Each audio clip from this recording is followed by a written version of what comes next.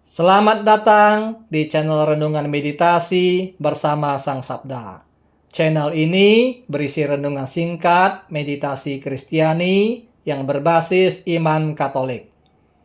Topik kita hari ini adalah melampaui yang terlihat. Masuknya Roh Kudus ke dalam hati kita bukanlah sesuatu yang akan terjadi pada kita. Hal ini telah terjadi pada kita. Kita harus menyadarinya dan tinggal di hadiratnya. Inilah yang kita lakukan bila kita bermeditasi. Kita berada bersama Allah yang tinggal di dalam diri kita. Oke, sebelum kita membahas lebih dalam mengenai melampaui yang terlihat, ada baiknya kita mendengarkan dahulu Injil Yohanes 2 ayat 1 sampai 11. Perkawinan di Kana. Pada hari ketiga ada perkawinan di Kana yang di Galilea, dan ibu Yesus ada di situ. Yesus dan murid-muridnya diundang juga ke perkawinan itu.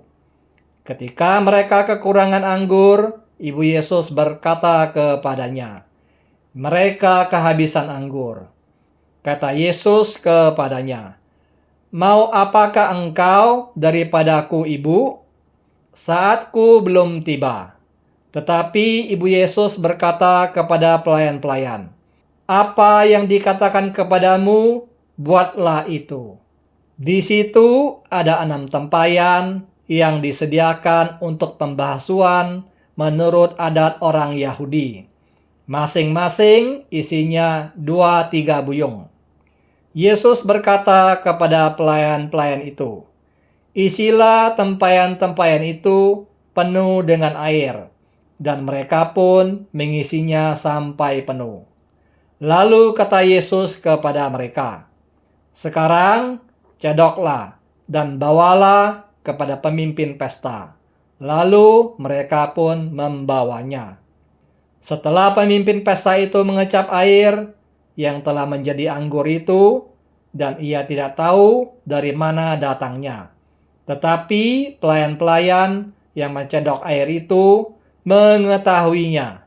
Ia memanggil mempelai laki-laki dan berkata kepadanya, "Setiap orang menghidangkan anggur yang baik dahulu, dan sesudah orang puas minum, barulah yang kurang baik.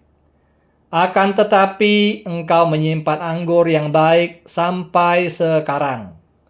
Hal itu dibuat Yesus di Kana yang di Galilea. Sebagai yang pertama dari tanda-tandanya, dan dengan itu ia telah menyatakan kemuliaannya, dan murid-muridnya percaya kepadanya. Dalam Injil Yohanes 2 ayat 1 sampai 11, tentang mujizat Yesus mengubah air menjadi anggur, mengandung pesan spiritual yang sangat mendalam. Mujizat ini melambangkan transformasi rohani yang terjadi ketika Allah bekerja dalam kehidupan kita. Masuknya Roh Kudus ke dalam hati kita saat bermeditasi dapat kita jabarkan sebagai berikut. Yang pertama, transformasi rohani oleh Roh Kudus. Sama seperti air diubah menjadi anggur. Roh Kudus bekerja dalam hati kita untuk mengubah kehidupan kita. Ketika kita bermeditasi, kita membuka diri untuk berkomunikasi dengan Allah yang tinggal dalam diri kita. Proses ini memperkuat hubungan kita dengan Allah, sehingga kita dapat mengalami transformasi rohani yang nyata. Yang kedua, hadirnya Allah di dalam kita. Yesus menghadirkan sukacita dan kemuliaan dalam peristiwa di Kana, yang juga merupakan simbol dari Allah yang hadir dalam kehidupan sehari-hari. Ketika kita bermeditasi, kita mengingat bahwa Allah melalui Roh Kudus tinggal dalam hati kita. Kehadiran ini memberikan kedamaian, hikmat, dan kekuatan untuk melampaui apa yang terlihat oleh mata jasmani. Yang ketiga, Meditasi sebagai undangan untuk bersekutu dengan Allah. Dalam meditasi, kita masuk ke kedalaman persekutuan intim dengan Allah. Seperti para pelayan di Kana yang menaati Yesus untuk menuangkan air ke dalam tempayan.